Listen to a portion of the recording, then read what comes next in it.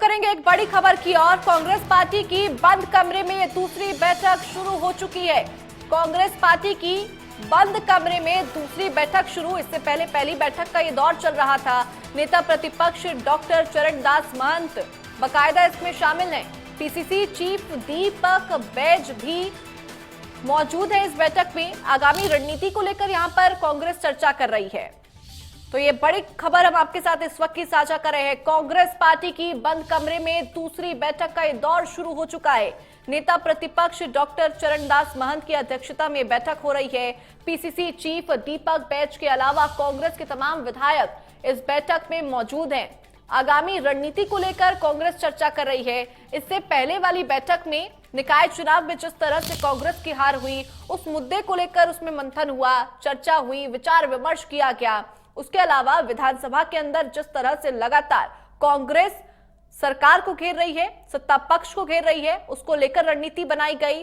दीपक बैज का जो मुद्दा उठा है, उसको कैसे यहां पर आगे कंट्रोल किया जाए या फिर उस मामले से कैसे निपटा जाए, उसको लेकर भी रणनीति बनी। अब आगामी रणनीति क्या होगी, आगे कांग्रेस पार्टी को क्या करना है, उसको लेकर जो तैयारी है शुरू हो चुकी है। बैठक का दौर यहां पर दूसरा शुरू हो चुका है, जिसकी खुद नेता प्रतिपक्ष डॉक्टर चरणदास महंत अध्यक्षता कर रहे हैं। पीसीसी चीफ दीपक बैज भी इस बैठक में मौजूद हैं। उनके अलावा तमाम कांग्रेस विधायकों की मौजूदगी भी इस बैठक में दर्ज हुई है।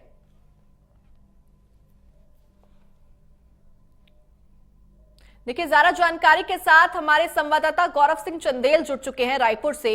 गौरव, पहली बैठक का यहां पर दौर शुरू हुआ। कांग्रेस ने निकाय चुनाव को लेकर यहां पर मंथन किया कि किस तरह से उनकी हार हो रही है, और जो यहां पर बीजेपी कांग्रेस प्रदेशाध्यक्ष जो है, उनके मार्गदर्शन के तहत भी कांग्रेस को हार मिली। अब दूसरी बैठक का दौर शुरू हो चुका है।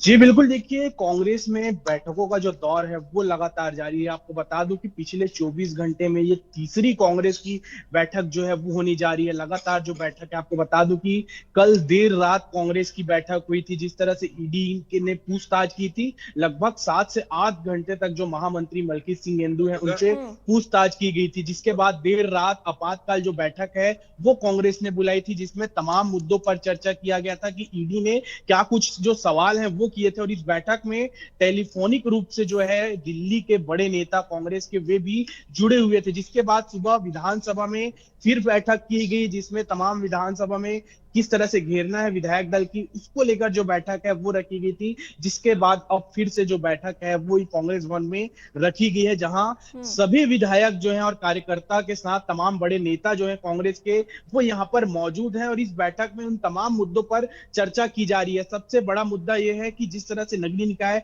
चुनाव में जो हार मिली है उसकी जो समीक्षा है वो इस बैठक में करते हुए नजर आ रहे हैं। और इसके अलावा एक महत्वपूर्ण बात यह है कि कल देर रात लगभग 12 बजे जो है प्रदेश अध्यक्ष दीपक बैज के घर में रेकी की जा रही थी। 2 पुलिस वाले जो दंतेवाड़ा से आए हुए थे वो जो है उनके घर पर रेकी कर रहे थे, जिस पर बड़ा सवाल खड़ा होता है कि किस तरह से वो वहां पहुंचे और क्या कारण था कि एक नेता प्रदेश अध्यक्ष के घर में इस तरह से 24 घंटे से नजर रखे हुए थे। इसे लेकर भी जो चर्चा है वो अंदर चल रही है। लगातार ईडी की जो कार्रवाई है वो कांग्रेस के नेताओं पर देखने को मिल रही है। इसे लेकर भी जो बैठक में चर्चा है वो की जा रही है। अब आगे देखने वाली बात होगी कि इन सब बिंदुओं पर चर्चा करने के बाद रिजल्ट क्या निकलता है, और इसे लेकर प्रेस वार्ता जो है वो रखते हुए पूरी गौरव, लेकिन यहाँ पर कुल मिलाकर ये कहा जा सकता है कि जो पहले दौर की बैठक हुई, दूसरे दौर की बैठक जो जारी है, उसमें तमाम चर्चाओं के बिंदु में जो सबसे बड़ा आकर्षण का बिंदु या फिर चर्चा का बिंदु वो दीपक बैज ही है।